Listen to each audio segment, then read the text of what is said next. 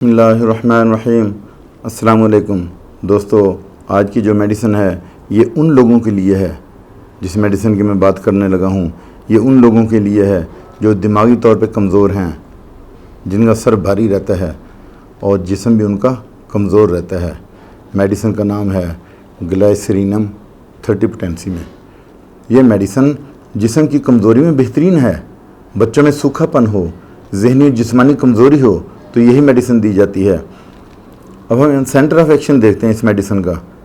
سر میں شدید درد ہو اور جلن ہو، سر جو ہے نا پھٹا جا رہا ہو، ٹیسوں والا درد، سر میں پچھلی طرف وزن یا دباؤ پڑے، کھانسی ہونے کے ساتھ چھاتی میں بھی درد ہو اور کمزوری پائی جائے، مریض کو پیشاب زیادہ لیکن بار بار اس کو ناکام حاجت ہوتی ہے، تو یہی میڈیسن دی جاتی ہے۔ یعنی ایک تو اس کو یورین بار بار پاس ہو رہا ہے، پیشاب اس کو بار بار آتا ہے، لیکن پھر کیا بات ہے دوسری کہ زیادہ آتا ہے مقدار میں، پانی کم پیتا ہے اور پیشاب اس کو زیادہ آتا ہے۔ شوگر کا مریض ہو، اسے لگے کہ سر میں ہوا بھری ہے، جو شوگر کا پیشنٹ ہے نا اس کو زیادہ پرابلم ہوتی ہے، ہاتھ پاؤں اس کے گرم ہوتے ہیں اور آگ نکلتی ہے ہاتھ پاؤں میں سے، ناک بند ہو، چھینکیں آئیں، زکام، خشک کھانسی ہو، زکام بھی ہے لیکن کھانسی کیسی ہے؟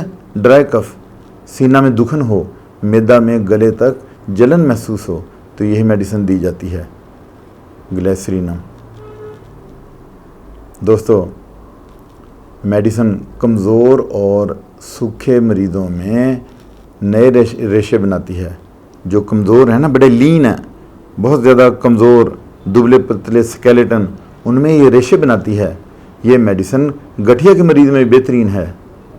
پیشاب کرنے کے بعد تھکاوٹ محسوس کرے پیشنٹ، فیمیل کے یوٹرس میں بھاری پن ہو، مینسز آنے سے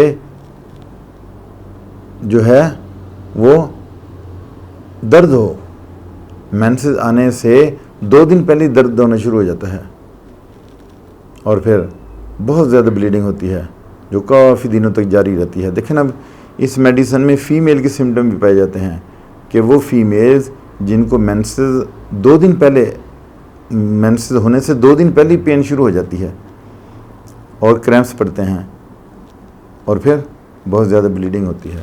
اب ہم اس کی ڈوز دیکھ لیتے ہیں۔ 30 پوٹینسی میں تو ڈائریکٹ آپ 3 ڈراپ دیں گے۔ ایک ہی طریقہ جو ڈائلیوشن کو لینے کا، جو 30 پوٹینسی ہے 200 میں ہے 1 ایم میں، تو ان میں ایک ہی طریقہ کیا تو ڈائریکٹ دیں میڈیسن، اور یا پھر تھوڑے سے نیم گرم 1 گھونٹ پانی میں، ٹھنڈے برف والے پانی میں نہیں دینی ہے میڈیسن، اور اس کے بعد پھر آپ یہ مہینہ 2 مہینہ جاری رکھیں۔